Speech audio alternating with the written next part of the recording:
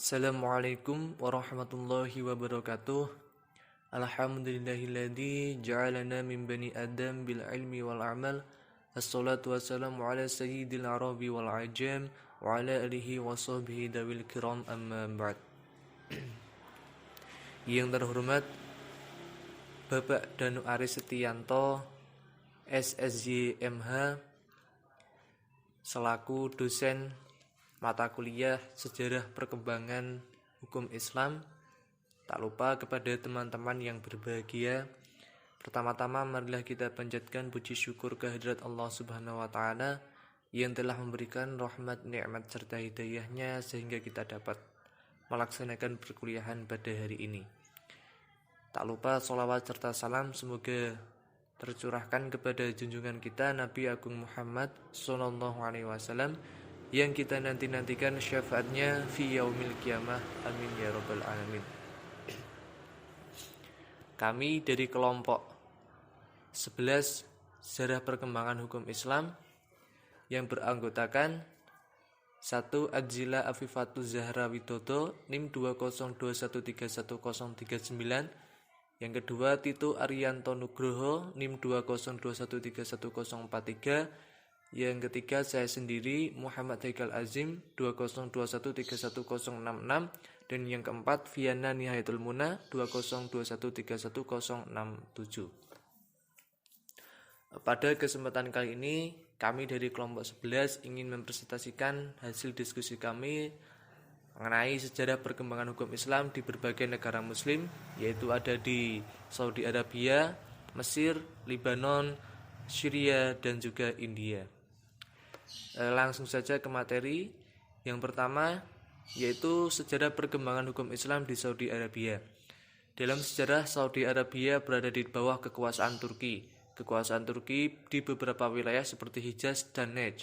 Kekuasaan Turki di Hijaz lebih berpengaruh daripada di Najd, di mana Turki lebih lama berkuasa di Hijaz. Perbedaan waktu kekuasaan tersebut dimungkinkan berpengaruh pula terhadap perjalanan hukum Islam dan tata hukum yang berlaku di dalamnya, baik yang bersumber dari syariah maupun dari luar syariah. Saudi Arabia adalah kerajaan atau negara bermadhab Hambali yang sistem hukumnya berlandaskan hukum Islam secara menyeluruh, baik di bidang struktur pemerintahan, kebijaksanaan, legitimasi, dan dalam melaksanakan setiap perubahan. Dengan model pembaharuan terbatasnya, Saudi Arabia meletakkan hukum Islam sama dengan hukum lainnya. Yang kedua yaitu perkembangan hukum Islam di Mesir. Perkembangan peradilan dan perundang-undangan di Mesir melewati beberapa masa.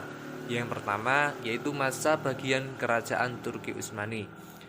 Pada masa menjadi bagian dari kerajaan Turki Utsmani, Mesir mempersiapkan pengundangan personal law dan menghasilkan undang-undang The Law on Maintenance and Personal Status tahun 1920 yang terdiri atas 4 bab dan 13 pasal.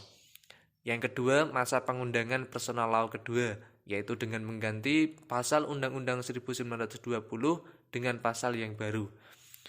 Yang ketiga yaitu masa konstitusi baru atau masa yang sudah tidak di bawah kekuasaan Turki Utsmani, yaitu Mesir personal law direformasi menjadi Jihan law. Yang keempat yaitu masa amandemen baru. Jihan dibubarkan dan diganti undang-undang baru dengan mengamandemen personal tahun 1920 dan 1929. Selanjutnya yaitu perkembangan hukum Islam di Lebanon. Sejarah hukum di Lebanon bermula saat berada di bawah kekuasaan Turki. Lebanon di bawah perundang-undangan Ottoman Turki Utsmani. Perkembangan hukum di Lebanon juga dipengaruhi oleh undang-undang sipil Prancis. Hukum Islam di Lebanon diatur dalam Sharia Courts Reorganization Law tahun 1942. Berikut adalah undang-undang Islam. Yang pertama adalah Law of Family Rights tahun 1917, di mana undang-undang yang dipakai oleh umat Islam yang mayoritas bermadhab Sunni. Yang kedua, The Law of the Rights of the Family tahun 1962, undang-undang yang dibuat pada tahun 1962 ini digunakan kaum Sunni Hanafian untuk mengatasi hukum yang tidak ada di Law of Family Rights tahun 1917. Yang ketiga, Disri Law nomor 3503/1926. Undang-undang yang digunakan oleh kaum Syiah Isna Asy'ariyah ini bermadhab Ja'fari.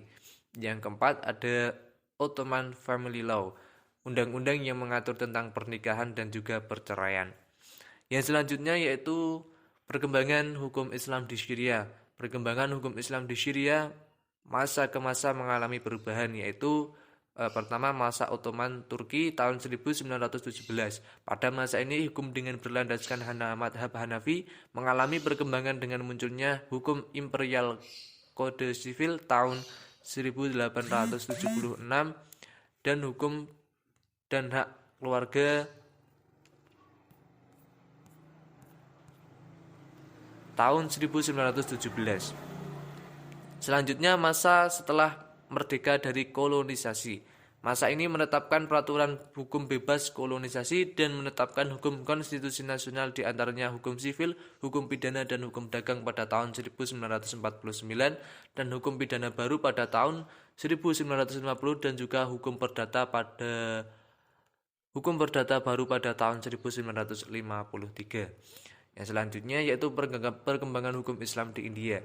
Hukum Islam di India tidak begitu berlaku karena kalah dengan pengaruh adat dan istiadat di sana, di mana ajaran-ajaran di dalamnya bertentangan dengan ajaran Islam. Seperti saat ada pernikahan keluarga, gadis membayar mahal keluarga pria. Pada waktu itu, ulama-ulama Muslim yang di sana menerima dengan baik sehingga membuat semuanya menjadi sulit. Demikian presentasi dari kelompok kami.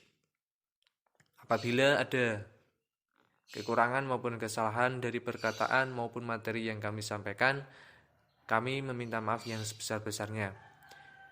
Akhirul qouli, wallahul muwaffiq ila aqwamit thoriq. Wassalamualaikum warahmatullahi wabarakatuh.